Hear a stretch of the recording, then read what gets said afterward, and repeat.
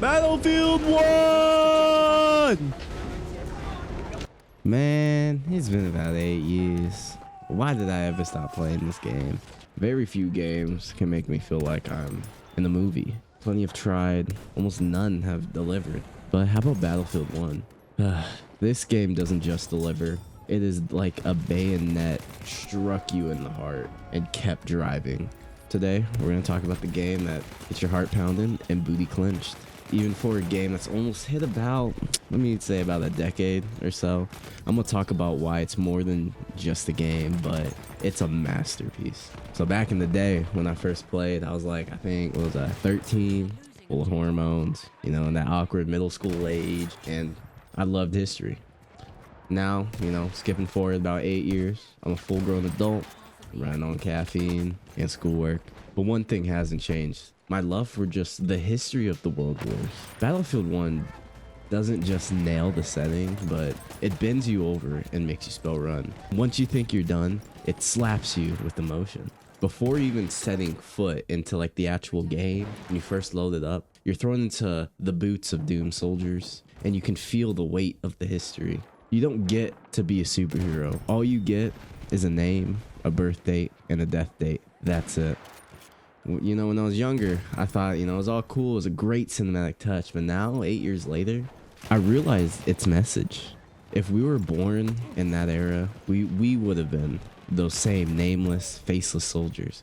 We wouldn't be Captain America, Thor, Superman, Batman, even my least favorite hero, Hawkeye. You know what we would have been? We would have been the civilians in Endgame. We would have been that random backseat character. We would have been the can fodder, and we would have been the ones that were forgotten. It's not just chilling, but it's very humbling, and it sets the tone so perfectly. But we gotta take a couple steps back. A single cinematic doesn't make Battlefield 1 a masterpiece. That's like having a sandwich with no bread, Crocs with no socks, like yin with no yang. You need more than just a little bit of substance. And the soul of Battlefield 1 is in its multiplayer. I spend about 99% of my time there. I ain't gonna lie. I don't even think I've touched the campaign, really. The last campaign I played was either Bad Company or Battlefield 4. I don't really play them for the campaign.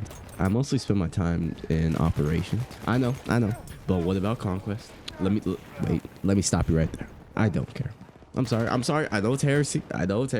Like, it's cool being in the plane, doing all that, but I just don't think that's where the fun is, and that's just not my cup of tea. You know, some people like BLTs.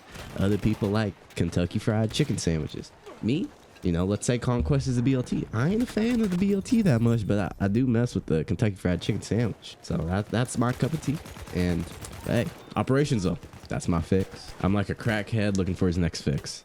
It's fast, it's brutal, it's constantly shifting. Every match is a new kind of chaos. And when things get rough, you're fighting, oh, we're losing. Bam! Here comes a blimp, a battleship, or a train to come help your side. Or if you think, oh, we got this in the bag, it just shakes up the whole match. My favorite one is the airship. Just watching that floating hunk of cloth and devastation rain fire down from above got my heart pumping a little bit. My jaw was dropped. Got me skedaddling out of there. And yes, I know, the big flaw with Operations. Sometimes you spawn a whole half marathon behind where the objective is, and you gotta start, you know, doing the little pedestrian jog all the way there. Halfway through your little pedestrian jog, you're like, all right, let's get into some action. Some dude who set up a campsite in the bushes, making hot dogs and burgers, grilling, cooking with his friends, decides to headshot you from across the map. Yep, that sucks. And sometimes you even get spawn killed. Happened to me a couple times, but I still had a blast. And once I found my groove,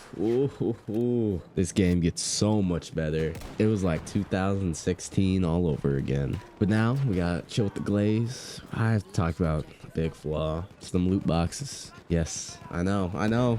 Hurts my soul too. Even though they're just cosmetic, seeing them pop up feels like watching early signs of something dark. Like hearing about the Diddy tapes and all the baby oil. I didn't really hate them that much back then, and I still don't really hate them now, but it's like watching Kanye go from your favorite artist and spiral down to where he is now. Just a slow motion, just fall from grace. And unfortunately, these loot boxes, even though they're pretty harmless in this game, was a sign and foreshadowing for what was about to happen to the gaming industry. And it's still a part of it today.